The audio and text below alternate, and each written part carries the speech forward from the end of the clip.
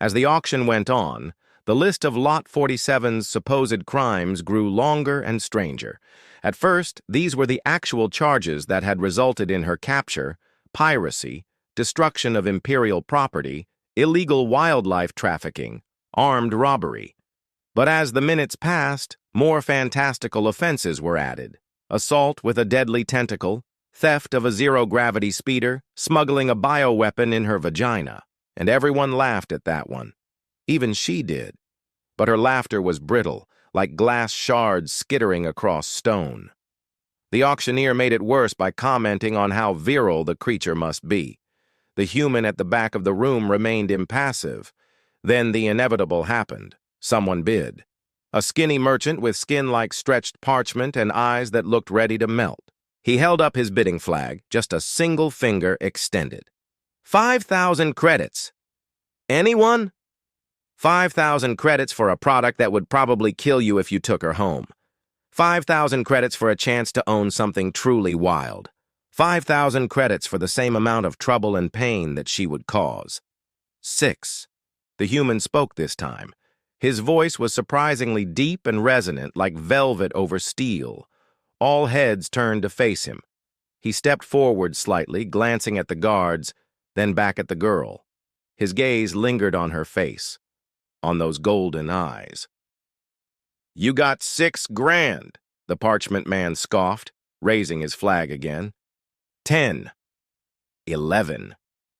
Come on, are you crazy? What use have you got for her? She ain't gonna sing for your pleasure. She won't fetch. She won't fight. I have a use for her." The human's tone was flat, but his eyes glittered. 20. That's insane. Insane, I tell you. You'll never get your money's worth, and the trouble she'll bring down on your head is immeasurable. The human didn't respond. He just kept staring at her, and the silence stretched. Finally, the auctioneer cleared his throat, going once. "She's worthless. Don't buy her, please." The parchment man threw his flag down in disgust. "Going twice." The human raised his hand slowly, then dropped it back to his side. The gavel fell. "Sold!" Cheers and jeers erupted in the crowd. The man shrugged off his jacket, tossed it onto a nearby table, and walked toward the cage without hesitation. He reached out, touched the cold metal bars, and smiled. "So," he said softly, "you're Lot 47. She didn't bother answering. She just watched him, her eyes narrowed. The man stepped back, allowing a guard to approach the cage. "Easy, Tiger," he said, holding out a hand. The guard ignored him and yanked on the cage door. When it didn't budge, he grunted in frustration and grabbed his baton, whacking the lock until it clicked open. "Easy," the man repeated, taking a step forward. The guard hesitated, glanced at his partner who shrugged and backed away. The man continued advancing. "Hold it right there." Both guards whirled around to find the auctioneer standing behind them, stun baton drawn. "You don't want to do that, Jimmy," the man said calmly, reaching into his pocket. "Oh, really?" Jimmy spat. "And why's that?" "Because if you want to go to prison for assault with a deadly weapon, you've got my permission." The guard gulped and lowered his baton slightly. The man continued moving toward the cage, ignoring Jimmy entirely. He stopped in front of it, stared into the girl's eyes for a moment, then laid a finger across his lips. "Shh," he murmured. "It's all right. We'll talk soon." He turned and addressed the stunned guards. "Get me a room." Yeah, sure," Jimmy stammered, backing away. He nudged his partner in the ribs. "You coming?" The guard just stared at the man for a long moment, then nodded silently. They left without another word. The man ran a hand over the cold bars. "You want to come see a real fireworks show?" he asked her. She answered with a soft snarl, but he could hear the smile in her voice. "Good. Then we better get started." He led her through corridors that smelled of stale urine and decay, passing cages that rattled with every sound the girl made. She paced restlessly, occasionally glancing back at the man, who seemed oblivious to everything around him. They reached a set of double doors, which opened automatically when the man approached them. Inside, a small crowd sat around a table littered with food and empty glasses. One of them looked up as he entered, and then quickly hid his face behind a menu. "Don't look," the man said, catching sight of the girl. "She's just a bit overwhelmed. Nothing a little company will cure." He pulled up a chair next to a pair of silent, hooded figures and gestured to the girl. "Care to meet Lot 47? She refused to take a seat. She stayed by the door, tense and watchful. "My friends," the man said, raising his hands in greeting, "please allow me to introduce you to the most interesting creature I've seen in years. If you're looking for a thrilling night, a taste of true excitement, look no further than our special guest." He paused, enjoying their apprehensive glances. "Feel free to ask any questions you like. After all, variety is the spice of life, isn't it?" The girl snorted, finally stepping away from the door and toward the table. "How much did you pay for her?" one of the hooded figures rasped. The man shrugged. "A small fortune." He leaned closer, lowering his voice. "But you can help me recoup some of my expenses. Simply convince her to stay here with us for a few days. It'll be good for her, and I'm sure we'll find a use for her talents." The girl's jaw tightened, and for a moment the man thought he saw a flash of metal teeth. "No," she said quietly, so quietly that the hooded figure leaned in to hear her better. "You want her to stay?" The girl laughed then, a harsh, grating sound. "You're amusing, but you shouldn't assume things about me. You haven't even heard my story yet. Do you want to hear a story? I've got plenty." They were all silent for a while, listening to the girl pacing around the room. "Well?" the man finally prompted, wondering if they'd driven her too far. "Do you want to hear a story?" "Go on," rasped one of the hooded figures. "Tell us a tale, child, about who you are and where you come from." She stopped pacing and faced them. Her smile returned sharper than ever. "All right," she said softly. "Let's just say I am the daughter of a king." The auctioneer let his voice carry, trying to sound confident, but it was obvious he was forcing it. His eyes kept flicking toward the girl like she might spring forward and tear through the bars mid-sentence. The crowd wasn't leaning in the way they did for rare specimens. Usually when something exotic hit the stage, the bidders elbowed each other for position, eager to get a better look. Not today. Today they stood back, as though even proximity carried risk. Everyone here had heard the stories. They had been whispered in docking bays and trading halls, always with a certain shiver in the voice. The wild one was no trained slave, no broken fighter. She had been captured, if the rumors were true, on a world that ate outsiders alive. Trelvak was a death moon covered in choking jungles and home to predators that could dismantle armored walkers. No one went there unless they had a death wish, or were paid more than sense could allow. They said she lived there alone, that she knew the land like her own heartbeat. Some claimed she could kill with her bare hands. Others swore she had teeth like razors. A few insisted she wasn't even a normal member of her species, that she was something older, more dangerous, a throwback to a primal era when survival was the only law. The guards who had brought her in kept their mouths shut when asked for details, but they walked with a limp for days afterward. Now, standing in the cage, she was silent. Silent, but not still. Her eyes roamed, taking in every detail of the room, every face, every weapon at a guard's hip. Her posture was relaxed, but her weight shifted ever so slightly with each passing second, like she was ready to move at the first hint of opportunity. The auctioneer recited the stats: height, estimated age, physical condition, all the meaningless details that made her sound like livestock. He mentioned her strength and stamina, but skipped over behavioral compatibility because everyone knew what that meant. There was none. Finally, his voice cracked just enough to betray him. "Opening bid!" Nothing, not a single paddle raised. The silence was heavier than the stink of ozone from the flickering overhead lights. A cough broke the stillness. Someone shifted their boots, then a whisper. "She's not worth the credits." Another. You couldn't pay me to take her." The auctioneer laughed nervously. "Surely someone sees the value." Still nothing. The girl's lips curled in that unsettling grin. She wasn't surprised. She'd seen this before. The fear, the hesitation. It was almost a game to her, watching the so-called powerful shrink away like prey animals. And then she saw him. He hadn't moved. He hadn't spoken. Just stood there in the back, the human leaning on a steel support beam. His eyes stayed locked on hers. Not wary, not challenging. Just steady. For a flicker of a moment, her grin softened. It wasn't friendly, but it carried something else. Recognition, maybe. A silent acknowledgement between predators. The auctioneer shuffled his notes, clearly ready to move on. He hated unsold stock. It ruined the rhythm. But the human didn't look away. The auctioneer's voice boomed through the hall, but his words were lost on everyone in the room. When the bidding bell rang, the room froze. Normally, this was the moment where hands shot up, numbers shouted over numbers.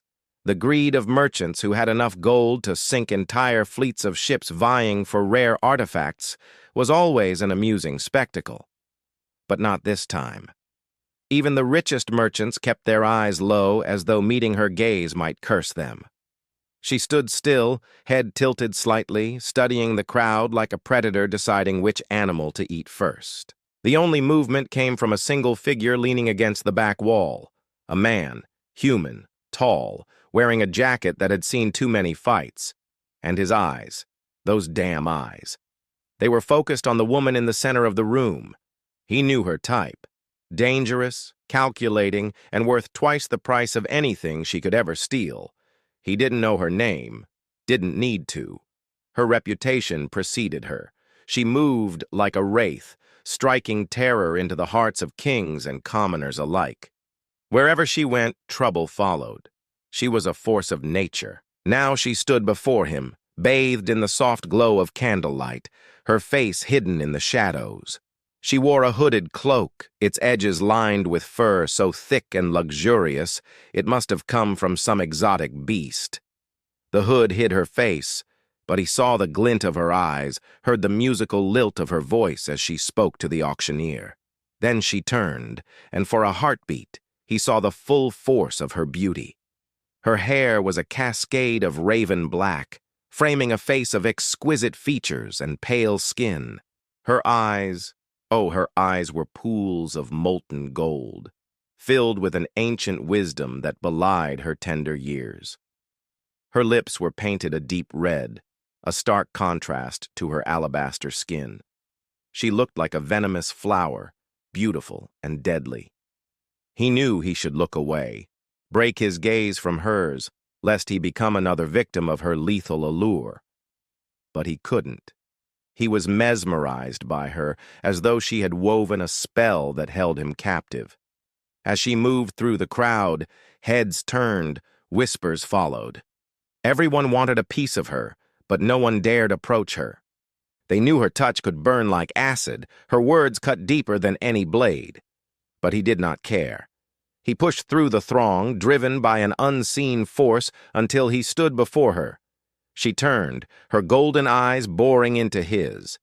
He felt a jolt, like a physical blow, and instinctively took a step back. But she was upon him in an instant, her voice a silken whisper in his ear. "You sought me out," she stated, not asked, and he realized he had been foolish. She had known he was there. She had bided her time, waited for him to reveal himself. But why? What did she want from him? "I had hoped," she continued, her voice laced with amusement, "that you might be of some use." "Use?" He scoffed, thinking how ironic, as if she needed anyone's help. "And what makes you think I can help you?" "Because," she purred, leaning closer, her hot breath on his neck, "you are the only one who does not fear me." He stiffened at her touch, torn between fascination and revulsion. She smelled like honeysuckle and danger. He knew he should stay away from her, but he was trapped in her web, unable to resist her intoxicating allure. She stepped back, her eyes gleaming with mischief.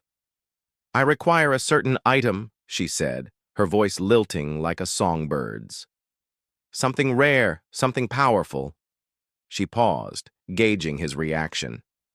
"Can you obtain it for me?" It was a test, a way of measuring his worth. She was sizing him up, deciding if he was worthy of her attention.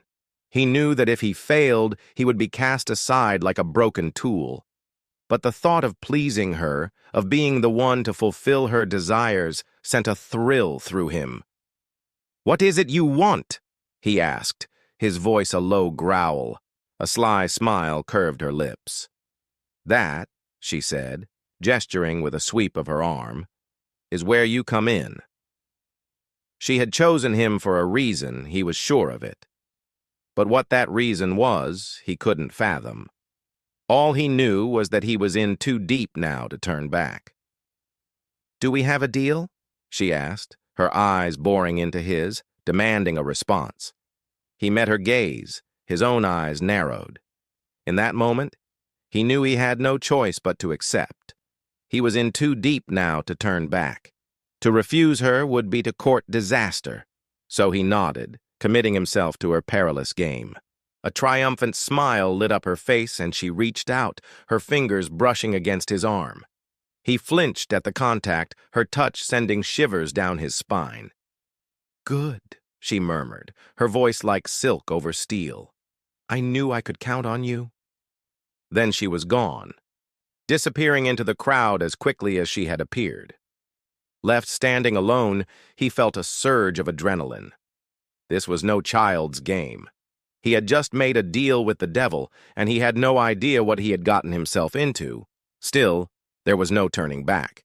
He had given his word, and he intended to deliver. Now, whatever she wanted, he would find it for her.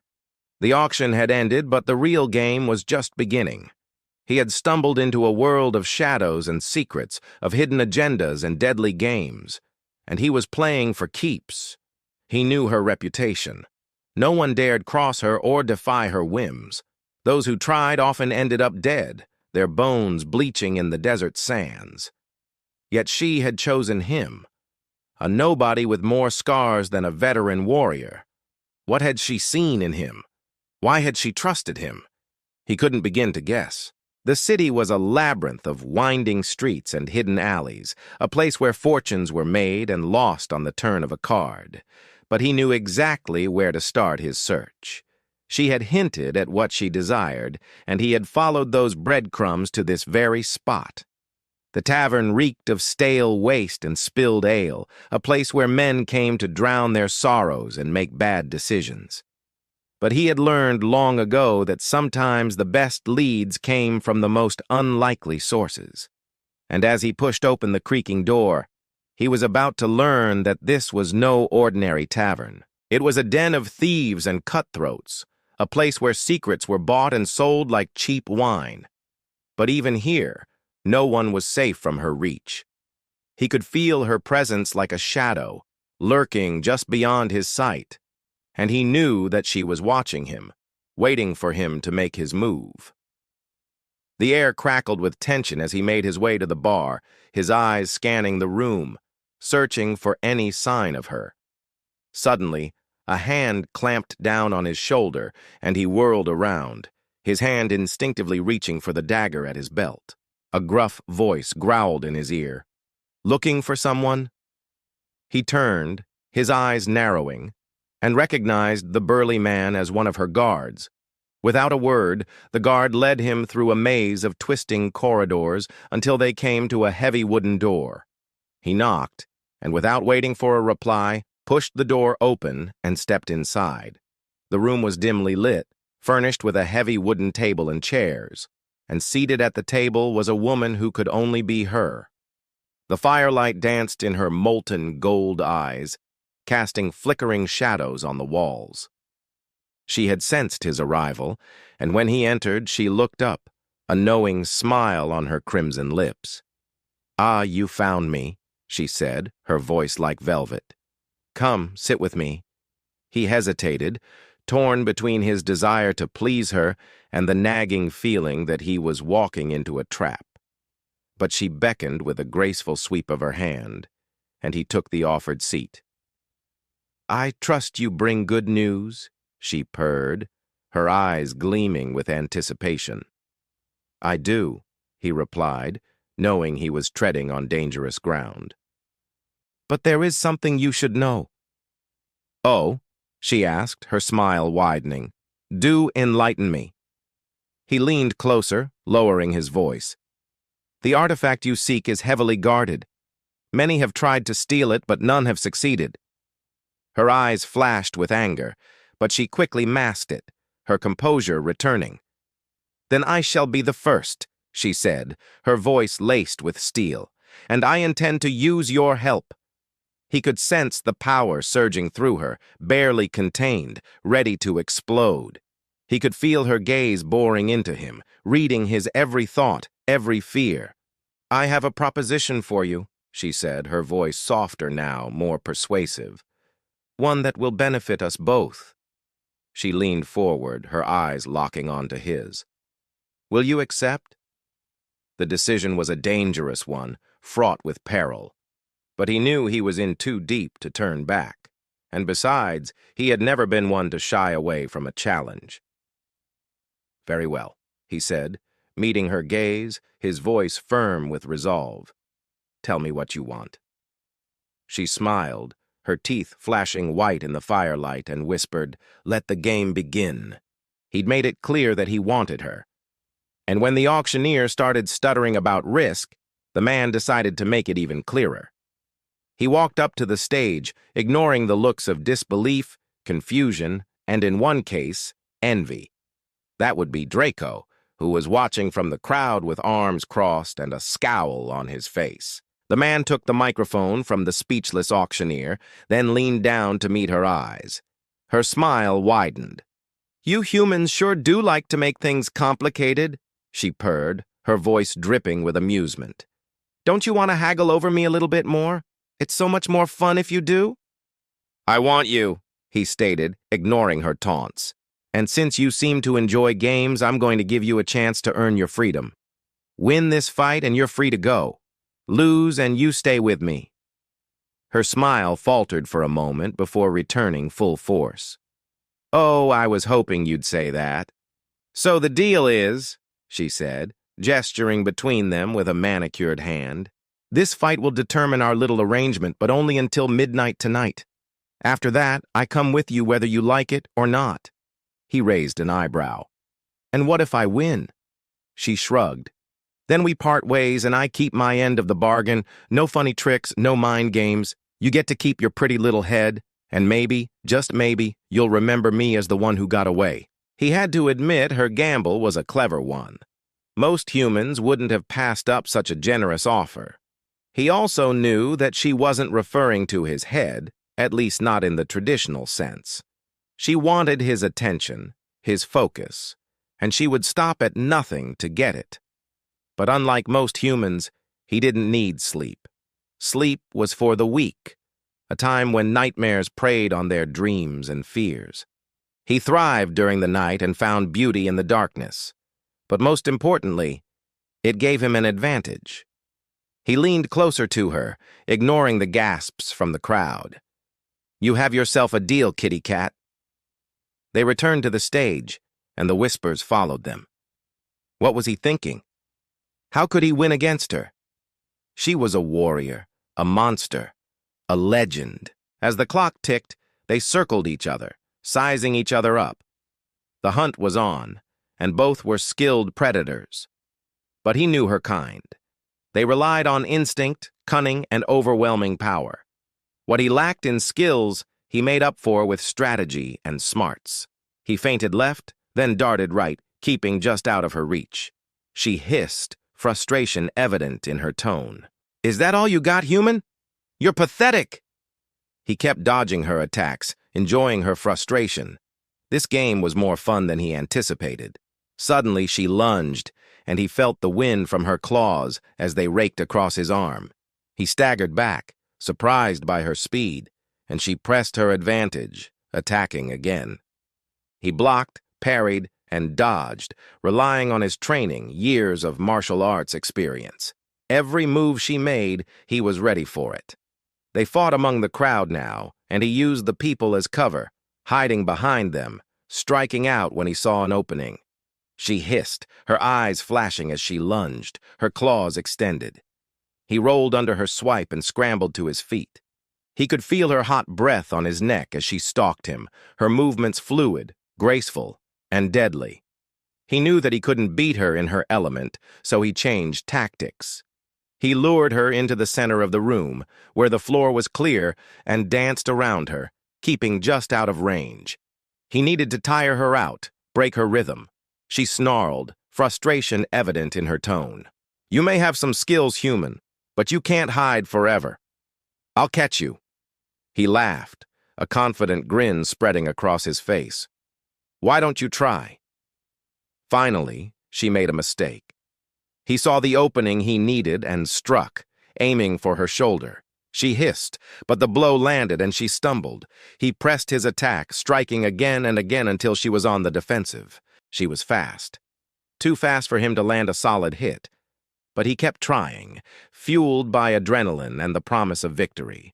As the clock ticked down, he could feel her exhaustion, her frustration.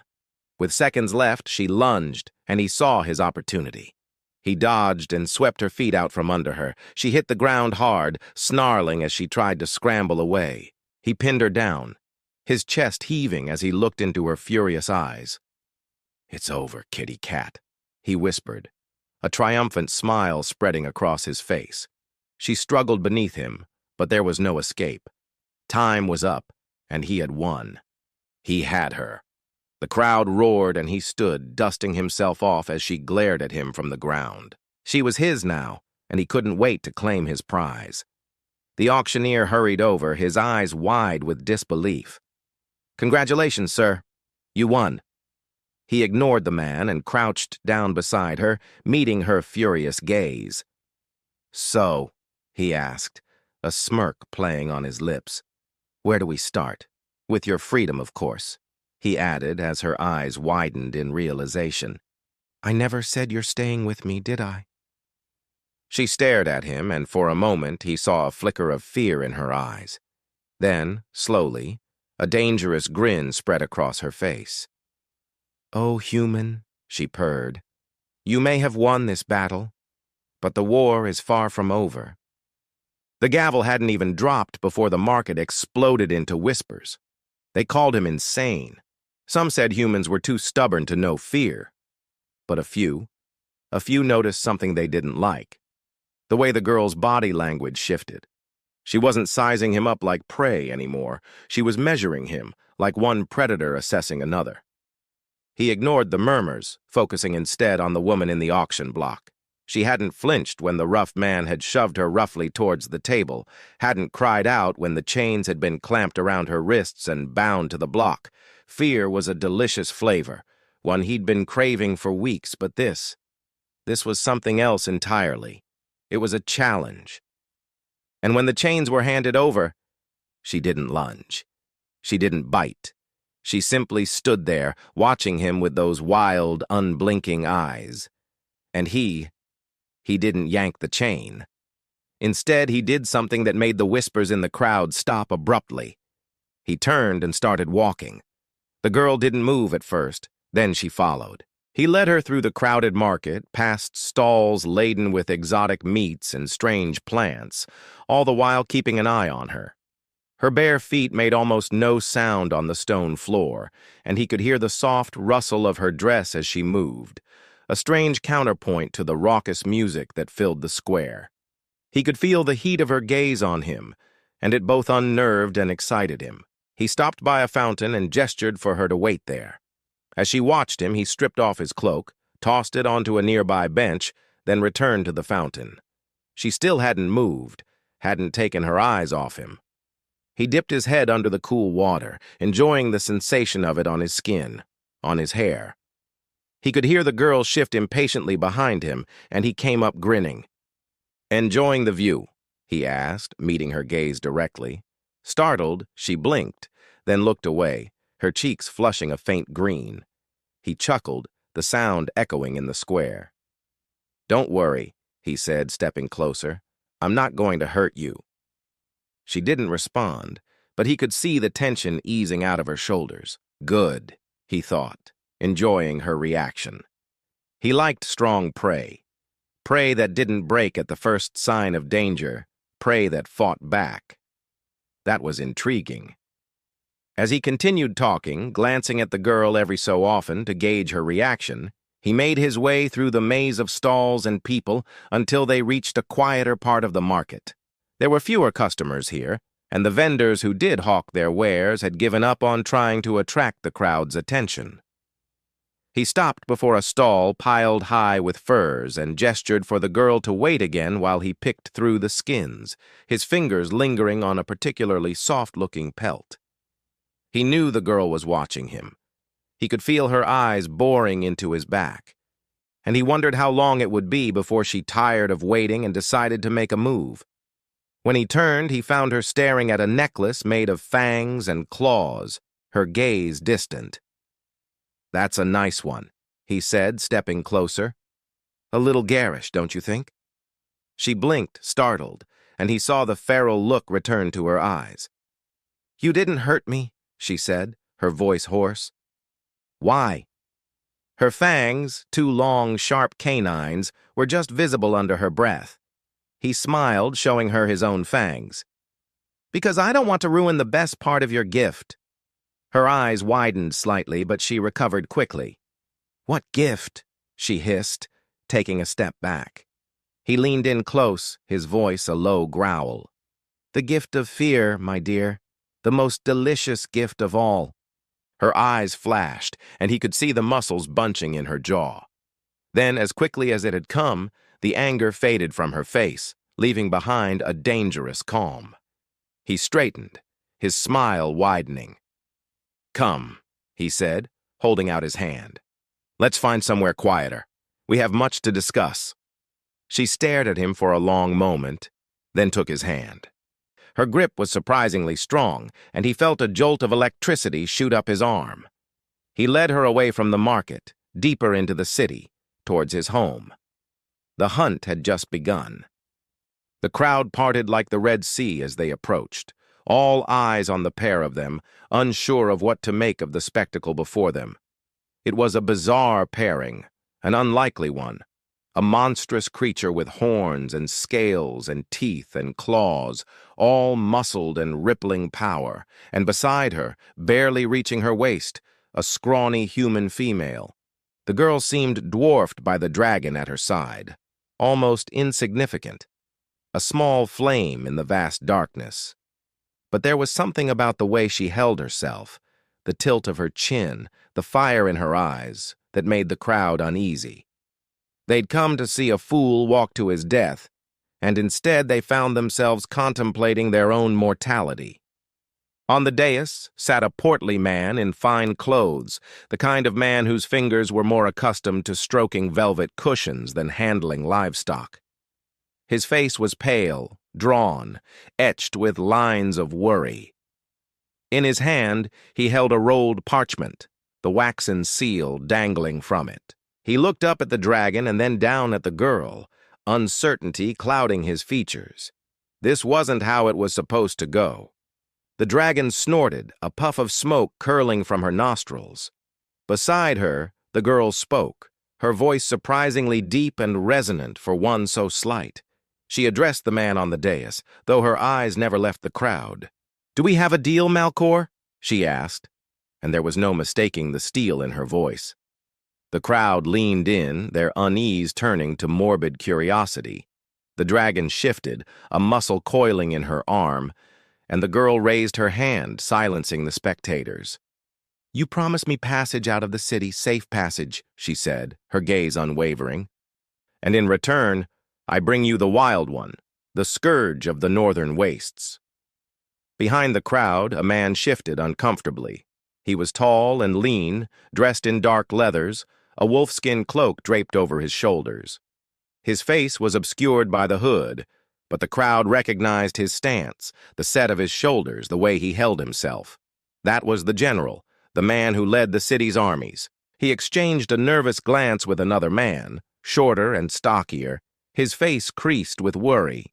It was the mage, the man whose spells bolstered the city's defenses and protected its people. "As agreed," Malcor said, pushing away the parchment. "Your price is paid, human. You may leave the city with your dragon, and you will find the open sea just beyond the west gate.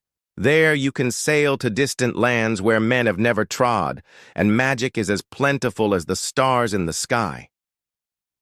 A murmur rippled through the crowd. Magic, the mere mention of it sent shivers down their spines. To sail beyond the known world, to brave the endless ocean where mythical monsters lurked and uncharted islands waited, it was a perilous journey, one that few would undertake. But for this human and her dragon, it was a risk worth taking.